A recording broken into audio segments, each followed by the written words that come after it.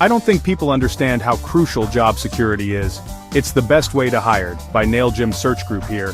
And listen, I know today's topic isn't exactly sunshine and rainbows, but it's something we gotta talk about. We're diving deep into the often uncomfortable world of job security. Let's be real, worrying about your job is stressful. But here's the thing, we've all been there.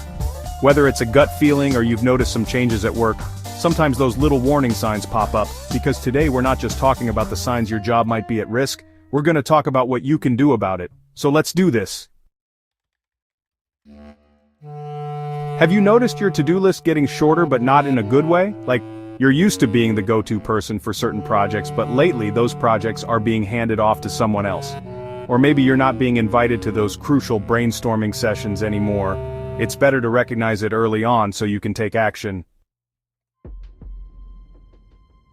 Remember those casual chats you used to have with your boss?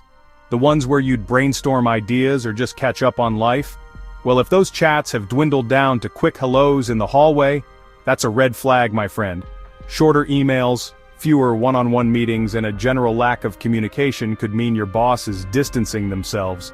Maybe they're bracing themselves for a difficult conversation about your role. Remember when your ideas were met with enthusiasm, when your input was valued in meetings?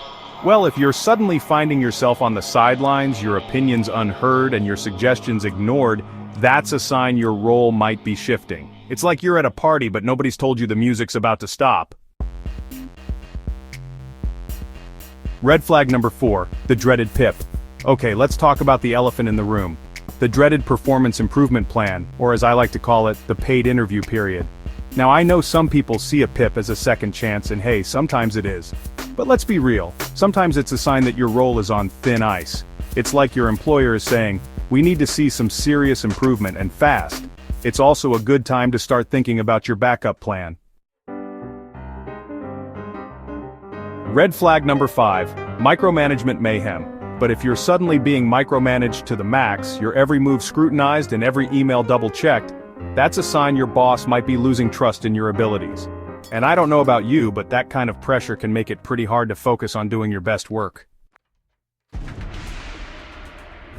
Red flag number 6, HR wants to be besties. Now, I'm all for friendly chats with HR, but if you're suddenly being called in for weekly check-ins, especially if those check-ins weren't on your calendar before, that's a sign something's up. Pay attention to what's discussed during those meetings and trust your gut. Red flag number 7, you're benched from the big leagues. Remember those exciting projects you used to be a part of? The ones that got your creative juices flowing and made you feel like a valued member of the team? Well, if you're consistently being left out of those key projects, it's a sign your contributions might not be aligned with the company's future plans. And that, my friend, can be a real blow to your confidence and your career trajectory. Red flag. Number 8, budget cuts buzzkill.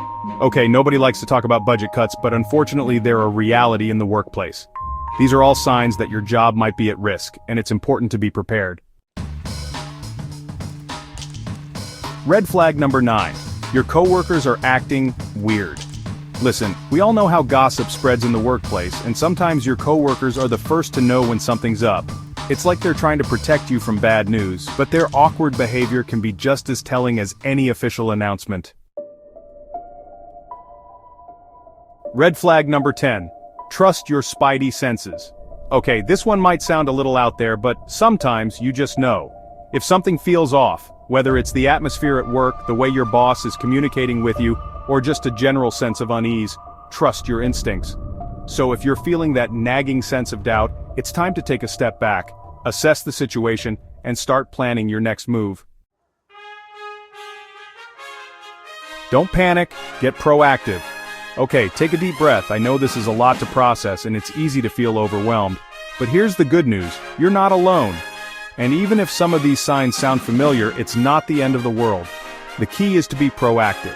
Talk to your manager, clarify expectations, and address any concerns you might have. But with the right attitude and a little bit of hustle, you've got this. What do you think?